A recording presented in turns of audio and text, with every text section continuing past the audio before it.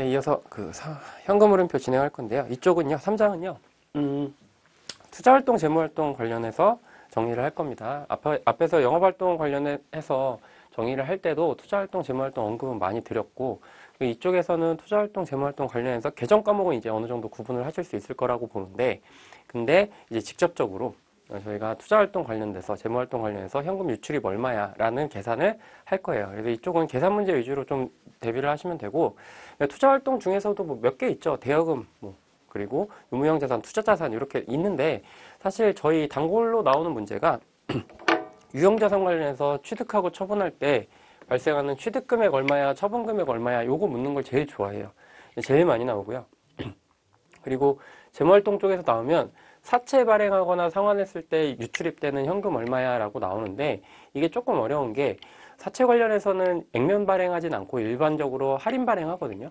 그러면은 할인 발행 차금 금액을 가지고 쫓아가야 된다라는 좀 어려움이 있어요. 어려움이 있는데, 제가 문제 풀어드릴 때는 유형자산 관련해서 문제 풀어드리는 방식과 그리고 사채 관련해서 풀어드리는 방식 자체가 거의 동일하거든요. 그래서 이거는 당연히 하셔야 되니까 쫓아가시고, 그리고 비슷한 방식으로 풀어드릴 거니까 계정 과목만 조금 바꿔서 생각을 하시면 될 것 같아요. 그래서 저희는 이쪽에 좀 초점을 맞춰서 공부를 하시는 걸 추천드린다라는 말씀을 드려요. 자, 투자활동 현금 흐름은 영업활동 현금 흐름과 달리 항상 직접법으로 표시한다. 당연히 알고 계실 거라고 봐요. 그래서 투자활동 관련해서 투자자산, 유형자산, 무형자산이 대표적이고, 뭐 대여금 뭐 이런 것도 있을 수 있고요.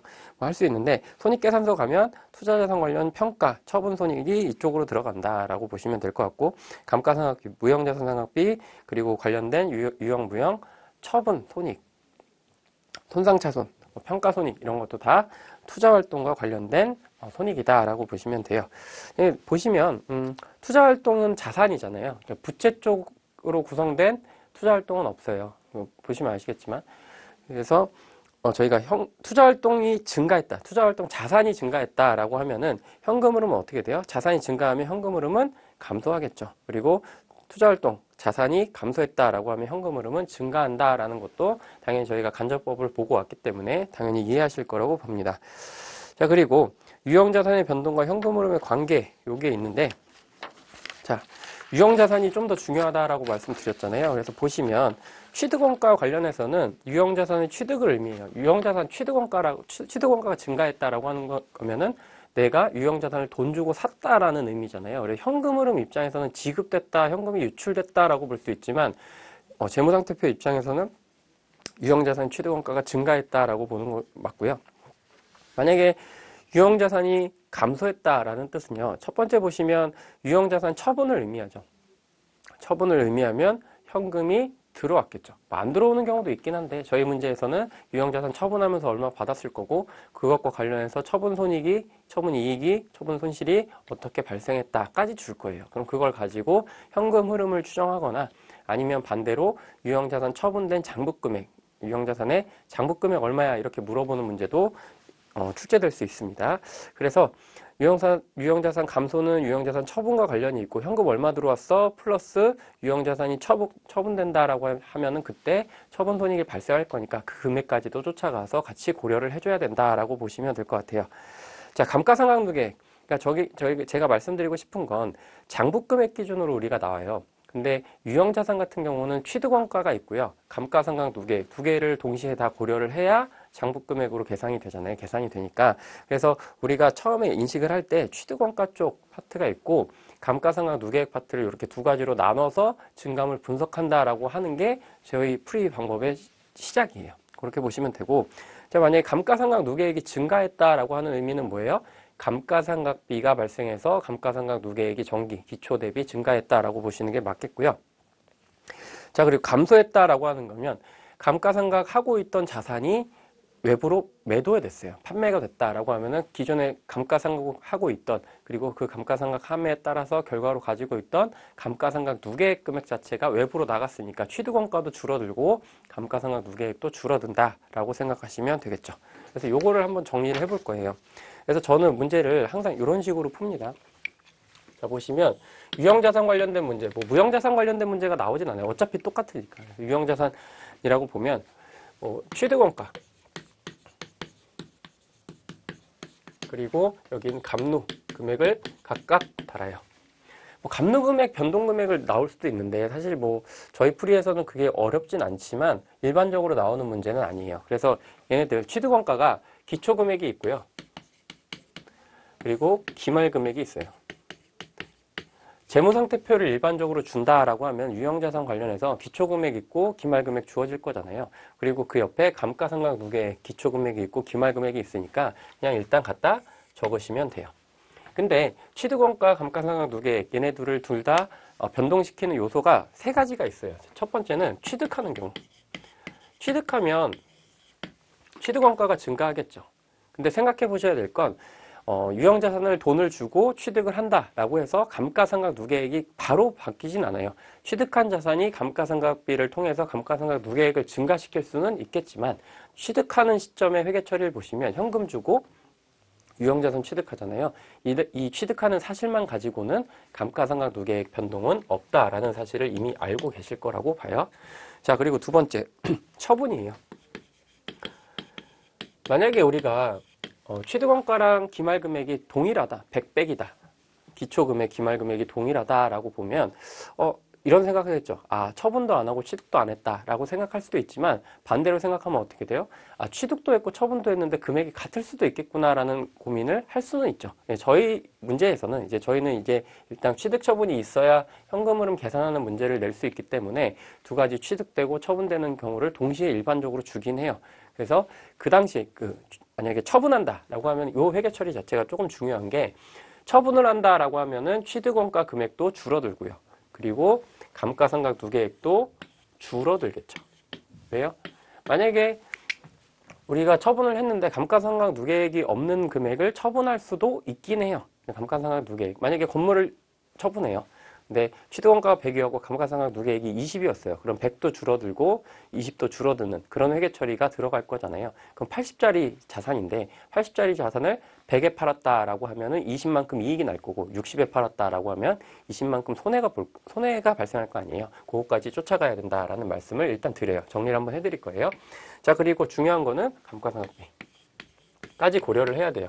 근데 감가상각비를 인식한다고 해서 회계 처리를 보면 감가상각비 회계 처리 한번 해볼까요? 예를 들어서 감가상각비가 20 발생했다라고 해볼게요. 그럼 감가상각비 20이고요. 감루 20이잖아요. 이런 회계 처리 하시잖아요. 그럼 감가상각비 가지고는 취득원가 변동이 없다라고 하는 거예요. 그래서 기초금액에서 취득금액, 처분금액 제외하고 기말금액이 나올 거고요. 감가상각 누계액은 기초금액에서 취득과는 관련이 없죠. 취득과는 감가상각 누계액 관련이 없고 처분과 감가상각 비용을 인식했을 때 어떻게 금액이 변동돼서 기말금액을 나타낼 수 있냐라고 하는 거죠. 자, 예를 들어서 이렇게 주어졌다라고 볼게요. 기초 취득원가가 100이고요. 감가상각 누계액이 50이다 라고 가정을 하는 거예요. 그러면 장부금액 얼마예요? 장부금액은 기본적으로 50이죠. 자, 그리고 취득했다라고 하면은 어떤 취득 금액을 줄 수도 있어요. 근데 저희 문제에서는 보통 어떻게 주냐면 기초 취득원가, 기말 취득원가를 줘요. 얘도 100이다라고 주어지면 일단 우리가 취득금액과 처분금액이 00일 수도 있긴 하겠지만 만약에 처분금액을 주던가 아니면 취득금액을 준다라고 하면 반대 금액을 구할 수 있잖아요. 만약에 예를 들어서 처분금액이 100이다라고 문제에서 줬다라고 하면 취득금액은 당연히 동일하게 100이겠구나라고 생각할 수 있고 반대로 취득금액을 100이라고 먼저 줬다라고 하면 처분금액에 대한 자산의 취득원가도 마이너스 100이다라고 쫓아갈 수 있다라고 하는 거죠. 이게 기본이에요. 그래서 이 왁구를 틀을 좀 외우셔야 돼요. 자, 그리고 처분을 한다라고 하는 건 일반적으로 뭐예요? 감가상각 누계액도 같이 나간다라고 보이니까 이 금액을 제가 그냥 30으로 가정을 해볼게요. 자, 그러면 여기서 발생할 수 있는 회계 처리를 한번 해볼게요. 취득을 했어요. 회계 처리를 한번 보시면 회계 처리 자체가 중요한 건 아니에요. 그래도 알고 계시면 눈에 보이니까 검증을 한다라고 보시면 되니까 자, 건물이라고 하면 건물에 대한 취득을 했어요. 근데 그 금액이 100이래요. 그럼 우리는 회계 처리를 100 그리고 현금을 100 이렇게 주고 샀겠죠. 이게 일반적인 회계 처리예요. 근데 만약에 우리가 현금이 중요한 상황이잖아요. 지금 직접법 현금 흐름표를 구하고 있으니까 그러면 이렇게 할 수도 있죠. 만약에 건물을 100 주고 사야 되는데 80은 줬는데 아직 20을 지급하지 않았다라고 하면 보통 일반적으로 현금 80을 주고 미지급금 20 이렇게 거래를 할 수도 있잖아요. 그죠? 그러면 우리가 자산의 취득, 투자활동 관련된 자산의 취득으로 인해서 지급된 현금은 얼마야? 라고 물어보면 80이라고 적어주면 되겠죠. 그죠? 원래는 대부분은 건물 100이면 현금 100 주고 사는 게 일반적이긴 하지만 근데 문제에서 미지급금이 있다, 증가했다라고 하면은 그만큼 현금의 지급을 줄였다라는 뜻이니까 이렇게 80으로 적어도 이상하지 않죠. 그래서 이쪽 취득 쪽에서는 사실 요 금액만 구할 수 있으면 대부분 문제가 해결되게 나와요. 그래서 요거 일단 하나 보시고 자, 문제는 이쪽 처분 쪽이에요. 처분 쪽 관련해서 이렇게 아까 방정식 나올 수 있다라고 말씀드렸잖아요. 기초 취득금액 주면 기말금액 주고 처분금액 이렇게 갈 수도 있는데 만약에 예를 들어서 이렇게 줬다 문제를 그러면은 우리는 건물을 처분해야죠. 그리고 감루금액을 30 줄여줘야 돼요. 이런 회계 처리가 들어갈 거예요. 예를 들어서 만약에 문제에서 처분을 했는데 지금 장부금액 70짜리 그리고 취득원가 100 감가상각 누계액 30짜리 건물을 처분했다라고 했는데 근데 100을 받았다라고 하면은 현금 100을 받았다라고 하면 현금 100을 받으면 어떻게 돼요? 처분이익이 30 잡히겠죠.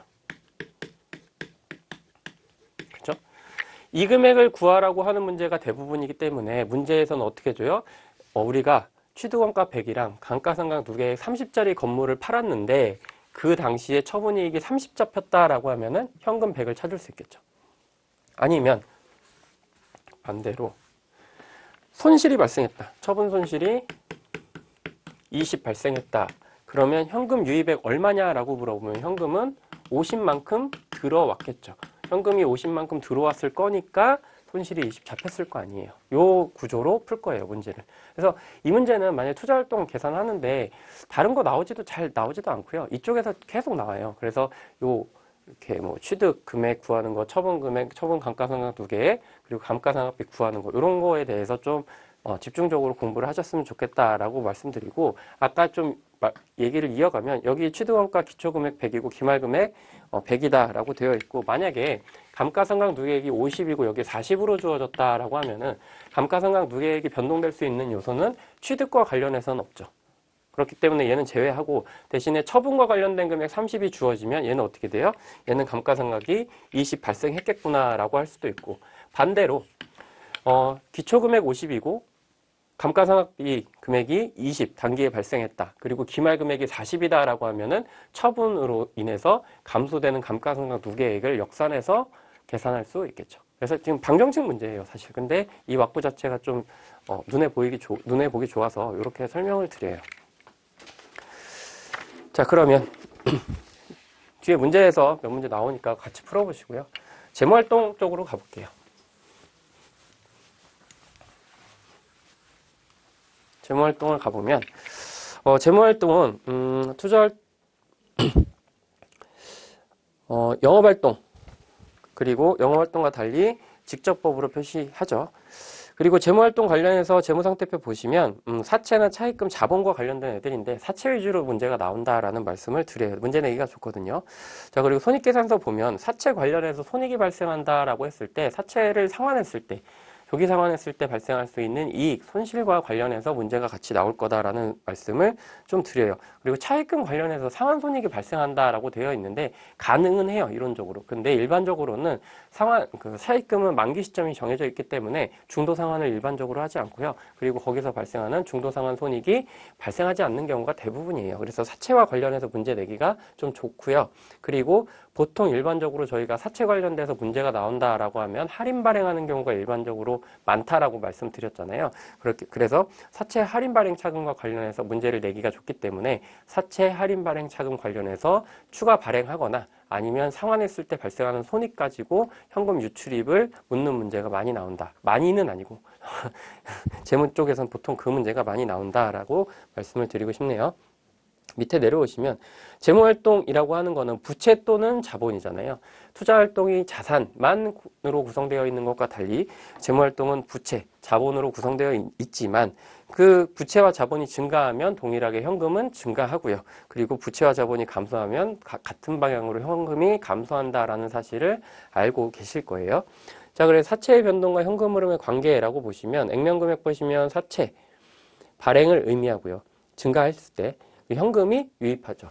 그러니까 사채 발행했다라고 하면 현금이 유입되고 그리고 부채의 의무를 지는 거잖아요. 근데 만약 감소를 했다라고 하면 사채가 상환됐다라는 의미를 유출할 수 있죠. 그리고 현금 유출할 거고요. 그리고 유출되면 감소하면 상환하면 그때 사채 관련된 손익이 발생할 수 있다라고 보시면 돼요. 그래서 우리가 유형자산 관련해서 처분하잖아요. 처분 관련해서 그때 처분 손익이 발생하죠. 사채도 상환할 때 그때 손익이 발생하니까 우리가 현금 흐름 추정할 때 이 내용들을 가지고 가야 된다라는 말씀을 드리고요.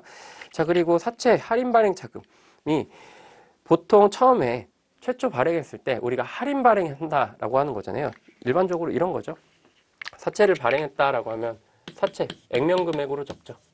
그리고 현금 들어오는 현금이 만약에 85다 라고 하면 여기가 사할차를 적잖아요. 그래서 우리가 유형자산에서 취득원가랑 감가상각 누계액을 별도로 각각 관리하듯이 사채와 관련해서 문제가 나왔다라고 하면은 사채랑 사치 할인 발행 자금을 각각 관리해서 장부 금액을 도출해야 된다라고 생각하시는 게 문제 푸시는데 훨씬 도움이 많이 될 겁니다. 그래서 이런 식으로 접근을 할 거고요. 이것도 한번 예를 들어서 설명을 해 드릴게요. 사채도 이쪽은 액면 금액이고요. 이쪽도 사채 할인 발행 차금이에요. 그래서 기초 기말 금액을 주겠죠. 기초가 있고 기말이 있는데, 자, 처음에 발행한다. 발행했을 때 사채 액면 금액이 증가하겠죠. 그리고 할인 발행할 거예요. 문제에서 그렇게 할 겁니다. 그러면 사채 할인 발행 차금도 증가하겠죠. 그렇죠? 일단 발행하는 경우가 있고요. 그리고 상환하는 경우가 있죠.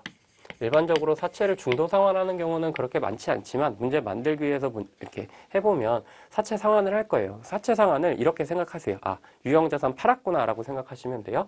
그래서 액면금액, 이게 취득원가랑 비슷하잖아요. 취득원가도 감소할 거고 사채 할인 발행 차금, 원래 달려있던 사채 할인 발행 차금도 같이 없애주면서 사채 상환 손익이 발생할 거다라고 하는 거. 그게 두 번째요. 그럼 감가상각비랑 대칭되는 게 뭐냐면 여기가 이자예요. 이자인데 이자도 말씀드린 것과 같이 우리가 현금으로 지급되는 이자는 영업활동에서 고려를 하죠. 그래서 영업활동 이자 비용에서 우리가 사채 할인 발행 차금 상각액은 제외해 준다라고 했잖아요.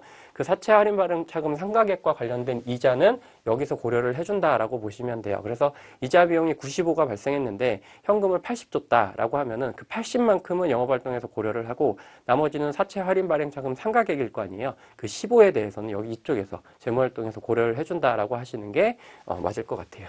자, 그럼 예를 들어서 기초금액이 100이고요.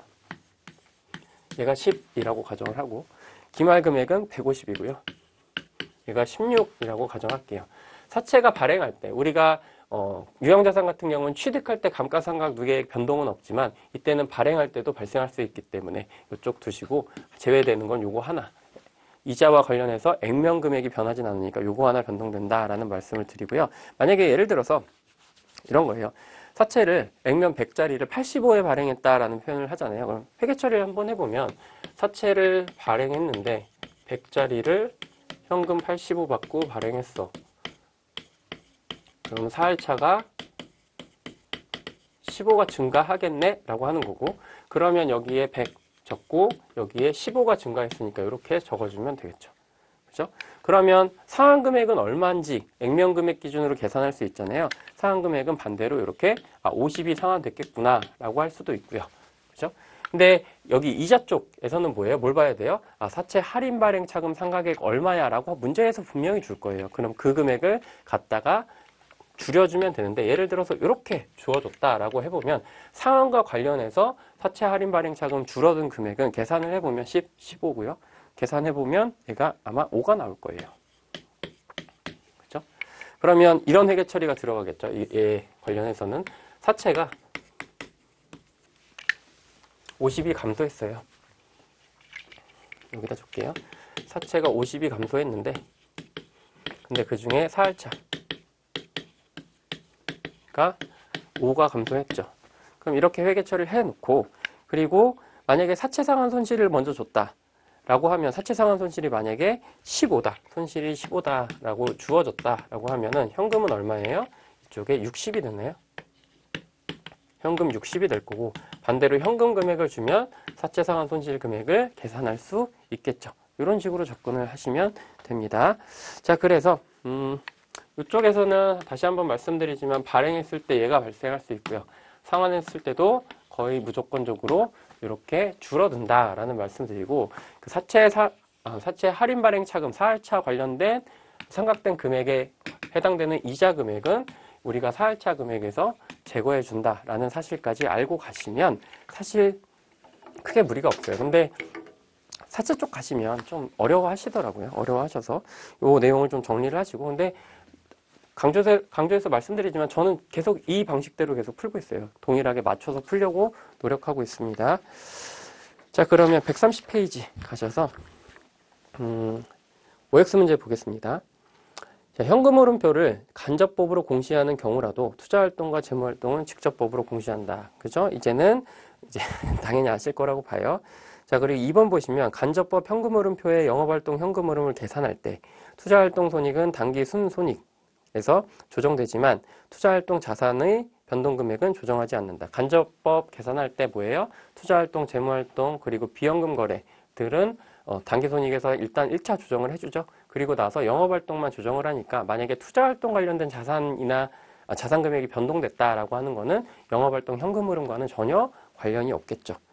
자, 3번 보시면 차입금에서 발생한 이자 비용은 재무활동 현금흐름에 포함한다라고 되어 있는데, 일반적으로 이런 문장이 나온다라고 하면은 이자 비용은 무조건 영업활동이라고 생각하는 게 먼저예요. 하지만 예외가 있긴 하죠. 예외라고 하는 거는 우리가 사할차 금액 상각액이 있다라고 하면은 그거는 재무활동에서 고려해 주는 게 맞아요. 근데 그거는 예외적인 사항이고, 일반적으로 우리가 문장에서 이렇게 주어진다라고 하면 이자 비용은 영업활동, 이렇게 생각하시는 게 훨씬 더 정답 찾는 데 도움이 많이 되실 거고요. 4번 보시면 유형자산 취득원가의 증가는 유형자산 관련 현금이 유출되었음을 의미한다. 취득을 하려면요, 일단 대가를 지급해야 되잖아요. 그리고 현금 흐름과 관련된 대가를 지급한다라고 하면 현금 지급했겠죠. 물론 중간에 아까 말씀드린 것처럼 미지급금 금액이 이렇게 들어올 여지는 있어요. 근데 기본적으로 취득했을 때는 현금 지급액을 생각하시는 게 맞겠죠. 자, 그리고 132페이지 문제 1번 보겠습니다. 다음 설명 중 옳지 않은 것이라고 되어 있습니다. 자, 동그라미 4번이 정답입니다. 유형자산 현물 출자로 인하여 취득한 경우에는 투자활동 현금 흐름으로 보고한다라고 되어 있는데, 유형자산을 현물 출자했다라고 하는 건 토지를 받고 현물 출자했으니까 주식을 발행해 준 거잖아요. 근데 이게 뭐예요? 비현금 거래죠. 그러니까 투자활동, 유형자산과 관련된 애들은 투자활동이고요. 자본금이 증가한 거, 그러니까 주식을 발행한 건 재무활동이에요. 일단 그게 첫 번째. 그리고 현금 흐름으로 보고하는 게 아니고 비현금 거래로 주석 공시하겠죠. 그렇게 알고 계시면 될 것 같아요. 자, 그리고 동그라미 2번 한번 볼까요? 2번 보시면 단기 대여금의 대여와 회수는 모두 현금의 유입과 유출을 수반하는 거래이며 두 거래 모두 투자활동으로 인한 현금의 유입과 유출에 해당한다라고 되어 있고요. 장기 대여금, 그러니까 대여금 강조드리려고 일부러 넣어놨어요. 증감 결과 현금의 유출 및 유입이 발생한 경우 투자활동으로 인한 현금 흐름으로 현금 흐름표에 기재한다라고 되어 있어요. 제가 말씀드렸죠. 현금 흐름표 관련해서는 투자자산이면 투자자산이고 대여금이면 대여금이다. 그게 뭐냐면 단기라고 해서 영업으로 가는 게 아니고 장기라고 해서 투자활동으로 가는 게 아니다라는 말씀을 다시 한번 강조드립니다.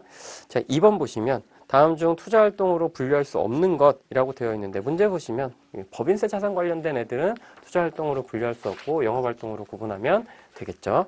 자, 그리고 133페이지 보시면 이런 문제가 전형적으로 계속 나오는 문제예요. 거의 매번 나온다라고 봅니다. 이쪽 오시면 자, 하나하나 순서대로 풀어볼 거예요. 그러니까 제가 문제 푸는 순서대로 쫓아오시면 그렇게 어렵지 않을 거라고 봐요. 자, 취득금액이고요. 취득원가, 그리고 감누죠. 기초, 취득, 처분, 그리고 감가상각비, 금액이고. 자, 기초금액 얼마예요? 건물이라고 되어 있으니까 취득원가는 얘는 1100이고, 그리고 1500이 됐습니다. 적으면 되고. 자, 그리고 감노는요, 800에서 600이 됐죠. 여기까지 적으면 되고, 취득 관련해서 감노 변동금액 없고요. 감가상각비 관련해서 취득 관련 금액, 변동금액 없을 겁니다. 자, 그러면 감가상각비가 300이다 라고 되어 있으니까 여기 이렇게 적어주면 되겠죠. 그죠? 그러면 처분금액 나왔죠. 처분과 관련해서 감가상각 두 개가 얼마예요? 얘는 500인가요? 요거를 추정할 수 있죠. 이렇게 적으면 되고. 자, 그리고 문제에서 주어질 거예요. 좋네요. 취득원가 800이고 감가상각 두 개에 500짜리를 700원에 매각 처분한 경우, 그죠? 건물 취득으로 인한 현금 유출액 얼마냐라고 되어 있는데 여기 이미 줬어요. 그럼 이 금액 얼마냐라고 묻고 있는 거잖아요. 그러면 간단하게 계산을 해보면 금액이 1200 이렇게 나올 겁니다. 그죠? 어렵진 않죠. 자, 뒤로 가셔서 그리고 여기서 하나 가시기 전에 그러면 우리가 처분이익 얼마냐라는 걸 물어본다라고 하면요. 현금 700 주고 매각 처분했다라고 되어 있으니까 장부금액 얼마예요? 처분한 장부금액은 취득원가 800, 감가상각 두 개액 500이니까 300이죠. 그럼 400만큼 이익을 봤다라고 볼 수 있고, 이 처분이익이라고 하는 건 만약에 간접법 입장에서 보면 어떻게 돼요? 투자활동과 관련된 이익이니까 간접법 계산할 때, 손익 조정할 때 투자활동 수익 400을 마이너스 해주면 된다라는 것까지 연결지어서 생각하시면 좋을 것 같고요. 자, 4번 문제 보겠습니다. 4번 문제는 또 건물을 처분했네요. 했는데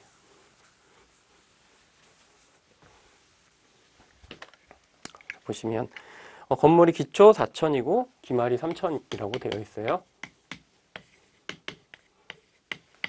그리고 감노 금액은 2,000이고요.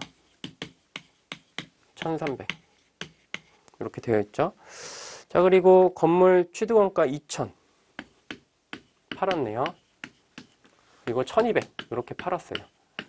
그리고 여기는 관련 없고 여기도 관련 없죠. 감가상각비 금액을 계산할 수 있겠죠. 추정해서 계산하면 얘는 500으로 당연히 나올 겁니다. 일단 하시고, 자, 그리고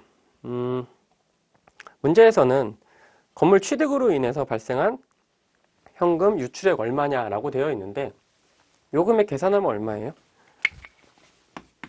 이렇게 계산할 수 있잖아요. 그죠? 일반적으로 1,000원으로 답을 적는 게 일반적입니다. 근데 문제에서 보시면 건물 취득으로 인해서 지급할 금액 중 200원을 미지급하였다라고 되어 있으니까 원래 이렇게 회계 처리해야 되는데 1,000을 줘야 되는데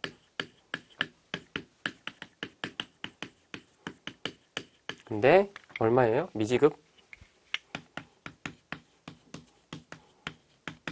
200 이렇게 주고 현금은 실질적으로 800만 줬다라고 하는 거잖아요. 그래서 우리는 현금 흐름표를 계산하고 있기 때문에 실질적으로 현금이 얼마 지급됐는지가 중요하다라고 하는 거죠. 자, 그리고 5번 가겠습니다. 계속 같은 문제예요, 이쪽은.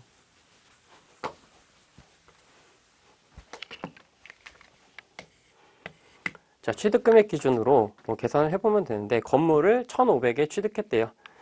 그리고 건물의 매각으로 인한 현금 유입액 얼마냐라고 되어 있죠. 그럼 일단 계산해보면 기초금액 얼마죠? 1,100이고 얘는 1,500이죠. 그리고 기초금액 800이고 얘가 600이 될 거예요. 그래서 얘는 관련 없고 얘는 관련 없죠. 그리고 1,500에 취득했다라고 되어 있으니까 여기 적으면 되겠죠. 그리고 이것과 관련돼서 뭐 회계처리 미지급금 관련 없으니까 현금 1,500이 지급됐겠죠. 일단 그렇게 생각하시는 게 합리적이고요. 자, 그리고 보시면 감가상각비 문제에서 줬네요. 감가상각비를 줬으니까 얘가 600 이렇게 될 거예요. 그러면 이 금액을 찾아야 되잖아요. 이 금액 찾아야 되는데 800, 800, 600이니까 죄송해요. 여기에 800을 적으면 되겠죠. 그럼 이쪽은 맞고 취득원가 기준으로 처분금액 얼마냐라고 보면 계산을 해보면 이렇게 될 겁니다. 그죠? 그리고 하나 주의하실 게 유형자산 처분이익 자체가 주어졌어요. 그러면은 건물이라고 해볼게요. 건물 1100이 없어졌고요. 감루금액 800이 줄어듭니다. 그리고 뭐예요? 처분이익. 이익 자체가 400인가요? 400 이렇게 오니까 그럼 현금 얼마야? 라고 하고 묻고 있는 거죠. 그럼 1500이고 700 정도 되네요. 이렇게 정답을 고르실 수 있을 거예요. 이런 식으로 가셔야 돼요. 계속 그러니까 어디서 뭘 물어보는지만 계속 바뀌지 왁구 자체, 틀 자체는 바뀌지 않는다라는 말씀을 좀 드려요. 자, 그리고 6번 보시면 재무활동에 해당하는 것은 이라고 되어 있죠. 현금 차입하거나 차입금 지급하는 거 이런 거는 기본적으로 나옵니다. 그래서 너무 쉽다라고 생각하지 마시고 딱 이 정도 수준 문제도 굉장히 많이 나오거든요. 그러니까 잘 보고 넘어가시면 될 것 같고요. 자, 7번 가겠습니다. 현금 흐름표 작성과 관련된 다음에 설명 중 옳지 않은 것이라고 되어 있어요. 자, 정답 2번인데요. 현물 출자로 인한 자본금의 증가나 전환사채의 전환으로 인하여 자본금이 증가되는 거래 등과 같은 거래는 재무활동 현금 흐름으로 보고한다라고 되어 있는데 이게 재무활동이냐라고 물으면 맞아요. 근데 현금 흐름으로 보고하냐라고 하면 틀렸죠. 그죠? 비현금 거래이기 때문에 주석 공시한다라는 내용을 항상 머릿속에 가져가셨으면 좋겠고요. 그래서 그 7번 지문 중에 동그라미 1번과 동그라미 4번 정도는 한 번씩 읽어보셨으면 좋겠어요. 그죠? 자, 8번 가겠습니다. 문제. 8번 가시면 다음 설명 중 옳지 않은 것이라고 되어 있죠. 동그라미 1번 보시면 전환사채의 전환이라고 되어 있으니까 전환사채는 전환사채를 주고 보통주를 받는 거잖아요. 이거는 대표적인 비현금 교환거래다라는 말씀을 드렸고 2번 보시면 유상증자로 인하여 주식을 발행하는 경우에는 재무활동으로 인한 현금 유입액으로 보고한다. 유상증자잖아요. 그러니까 유상이라고 하는 건 현금이 일단 증자, 자본금이 증가하고 현금이 증가한다라는 뜻이니까 문장 맞는 문장이고요. 자기주식 처분이익은 비현금 손익거래이다라고 되어 있어요. 자기주식 처분이익은 저희가 법인세 공부할 때 말씀을 드린 기억이 납니다. 자기주식 처분이익은 주주와의 거래이기 때문에 손익계산서 상에서 우리가 별도로 이익이나 손실을 인식하지 않죠. 자본 항목이니까. 근데 비현금 손익거래의 기본 전제는 뭐예요? 손익계산서에 기록될 수 있느냐 없느냐죠. 근데 이거는 자본 항목이니까 비현금 손익거래로 분류할 수는 없습니다. 자, 그리고 현물 출자로 인한 유형자산의 취득, 토지를 제공했어요, 주주가. 그리고 회사 입장에서는 토지를 제공받고 주식을 발행했다라고 하면은 투자활동과 재무활동이 결합된 거래다라고 해도 특별히 이상하진 않겠죠. 자, 그리고 9번 가볼게요. 9번 가시면 퇴직금을 지급하는 거래는 단기 순이익을 감소시키는 거래다라고 되어 있는데 이 문장이 틀렸어요. 그러니까 퇴직금 지급과 퇴직급여 산정하는 것 자체가 조금 다르죠. 그렇죠? 자, 처음에 1번 보시면 퇴직급여를 인식한다라고 하면 이렇게 되죠. 그리고 얘는 어떻게 돼요? 퇴직급여 충당부채 금액이 증가하죠. 그리고 만약에 우리가 보험회사 같은데 기여한다라고 해서 현금을 지급하면요. 여기는 사회적립자산으로 증가하죠. 그리고 세 번째, 만약에 퇴직금을 지급했어요. 퇴직금 지급하면 어떻게 돼요? 얘는 퇴직급여 충당부채가 줄어들고요.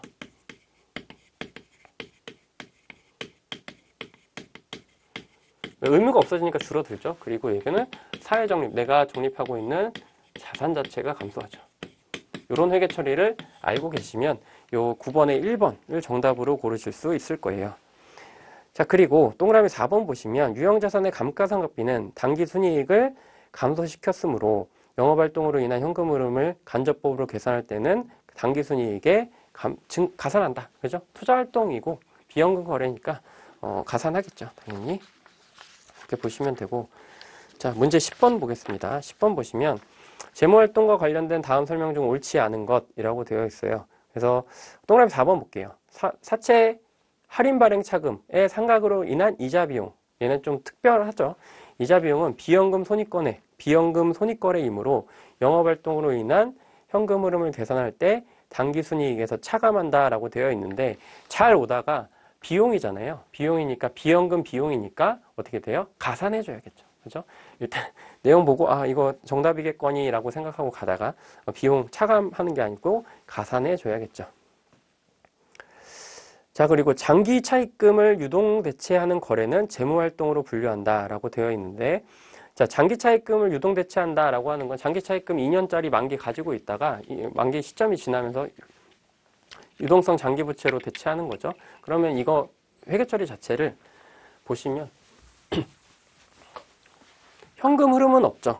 거기 보시면 재무활동으로 분류된다라고 되어 있는데 재무활동은 맞아요. 다만 재무활동 현금 흐름에 반영한다라고 하는 문장이 틀린 거죠. 그러니까 유동성 대체이기 때문에 현금 흐름표에 반영은 되지 않지만 뭐예요? 주석 공시 해야겠죠. 그렇죠? 그렇게 보시면 될 것 같아요. 자, 그리고 동그라미 2번 보시면 사채상환 이익은 영업활동으로 인한 현금 흐름을 간접법으로 계산을 할 때 당기순이익에서 차감한다. 왜요? 재무활동 현금 흐름이기 때문에 우리가 간접법 계산할 때는 손익 조정할 때 이미 이익을 차감한다라는 말씀을 드렸죠. 자, 11번 가겠습니다. 11번 문장이 저는 사실 조금 어렵다라고 생각은 하는 편인데 그래도 이 정도까지 한번 보고 들어가셨으면 좋겠어요. 자, 단기 중 액면 800원의 사채를 792원에 발행하고 사채 발행비 15원을 지급하였다라고 되어 있어요. 저희가 단기매매증권이 아닌 다음에 사채 발행비나 아니면 우리가 취득원가, 금융자산을 취득할 때 발생하는 비용은 다 취득원가랑 관련이 있잖아요. 그래서 이런 회계 처리를 일단 하실 수 있어야겠죠. 처음에 사채를 발행했는데 현금이 792원이 들어왔어요. 그럼 나머지는 사할차로 8을 잡아야겠죠. 요게 맞는데 근데 추가적으로 사채 발행비 15원을 지급했으니까 실질적으로 들어온 금액이 현금 유입액이 15가 감소한 거잖아요. 그럼 그 금액이 777이고요. 그 조정을 어떻게 해요? 여기서 한다고요. 요걸 모르시면 일단 여기서 문제 풀기가 좀 쉽진 않죠. 그죠? 우리가 사채 발행 비용 자체를 비용으로 처리하지 않아요. 그죠? 그러니까 이런 회계 처리가 하나 들어갈 거고 우리가 사채 관련해서 문제가 나왔으니까 똑같이 이렇게 할 겁니다. 액면 그리고 사할차 기초 발행 상환 상각이라고 할게요. 이렇게 하겠습니다. 자, 액면 금액 보시면 기초 잔액이 2,500 기말이 3,000 이렇게 되어 있을 거고요. 그리고 사할차 금액이 15고요. 28 이렇게 될 겁니다. 자, 그리고 아까 발행했죠. 발행했을 때 계산을 해보면 우리가 800을 발행했는데 액면 금액으로 근데 원래 792에 발행을 했다가 현금을 받았는데 사할차 금액 15를 같이 반영해 줘야 되기 때문에 그 금액이 23이 되나요? 이렇게 되겠죠. 그리고 상각 금액은 액면 금액에 영향을 주지 않는데 그러면 분명히 문제에서 예를 주거나 아니면 예를 줘야죠. 그래야 찾을 수 있잖아요. 보시면 자, 이자 비용은 전액 사채 할인 발행 차금 상각액 그러니까 손익계산서에 5라는 이자 비용이 잡혔는데 그 금액이 사할차 상각액이다 라고 되어 있으니까 이렇게 빼주면 되겠죠. 그러면 이 금액을 계산할 수 있겠죠. 계산을 하면 얼마예요? 얘가 300이 되고요.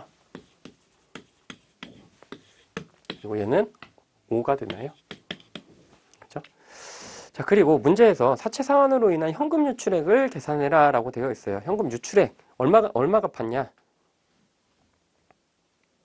그죠? 얼마에 갚았냐라고 하는 건데 그러면 사채 상환 이익이 있는지 없는지 봐야죠. 그러면 이렇게 해볼게요. 사채를 갚았어요. 300을. 그리고 사할차도 같이 달려 있었던 게 이렇게 없어지겠죠. 자, 그리고 이익이 발생했네요. 이익이 20일 발생했다. 그러면 나머지는 현금으로 지급됐겠지라고 하는 거죠. 이 금액 자체가 계산해보면 274 이렇게 나올 거예요. 정답 한번 보시면 되고요. 그래서 크게 어렵진 않습니다. 다만 말씀드리고 싶은 건 유형자산 먼저 하시라 라는 말씀을 좀 드려요. 자, 12번 마지막 문제입니다. 현금 흐름표의 작성과 관련하여 다음 설명 중 맞는 것이라고 되어 있죠. 자, 동그라미 1번 보시면 현금 흐름표가 간접법으로 작성되었다는 것은 영업활동으로 인한 현금 흐름이 간접법으로 작성되었다는 뜻이다 라고 되어 있죠. 이게 뭐예요? 우리가 투자활동, 재무활동은 간접법, 직접법과 관련 없다라는 뜻이죠. 문제는 좀 간단하게 풀려요. 자, 그리고 비연금 거래, 동그라미에서 한번 보시면 비연금 거래 중 비연금 교환 거래는 주석에 표시해야 되죠. 그렇죠? 자, 4번 볼게요. 사채 발행이나 주식 발행 시에는 현금 흐름표의 재무활동으로 인한 현금 유입 부분 금액에 액면 금액을 기재해야 된다라고 하는 건데, 우리가 현금 흐름표, 현금이 얼마 들어왔는지 나왔는지를 계산하는 이유는 그 금액을 현금 흐름표에 기재하기 위해서잖아요. 만약에 사채 할인 발행을 했어요. 그리고 4일차 금액이 5다. 그리고 현금이 95 이렇게 들어왔다. 라고 하면 현금 흐름표에 기재되는 금액은 당연히 현금 유입액이겠죠. 그죠? 주식도 마찬가지, 주식 발행도 마찬가지. 이렇게 보시면 될 것 같아요. 그래서 정리를 한번 해보면, 저희가 재무활동 관련해서는 투자활동, 재무활동 관련해서는 우리가 제일 중요한 게 뭐라고요? 구분하는 거. 투자활동인지 재무활동인지 구분하는 거. 그리고 이쪽 문제가 나온다고 해서 영업활동 현금 흐름과 전혀 관련 없이 얘네만 단독으로 나오는 경우도 있긴 하지만, 문제 풀어보셨겠지만 영업활동 관련해서 같이 이론형 문제 많이 나온다라는 말씀 드렸고, 그리고 투자활동 중에 제일 중요한 거 뭐예요? 유형자산 관련해서 증감 분석하면서 얘가 취득했을 때 유출된 현금 얼마냐, 혹은 매도했을 때 유입되는 현금 얼마냐, 뭐 이런 내용들 거의 무조건 나와요. 무조건 나온다라고 보시고, 재무활동도 같은枠구로, 같은 형식으로 사채와 관련해서 사채 할인 발행 차금 상각액 기준으로 얼마 상각됐는지에 따라서 조금씩 달라지는 현금 유입과 유출액에 대해서 공부를 하셨으면 좋겠습니다.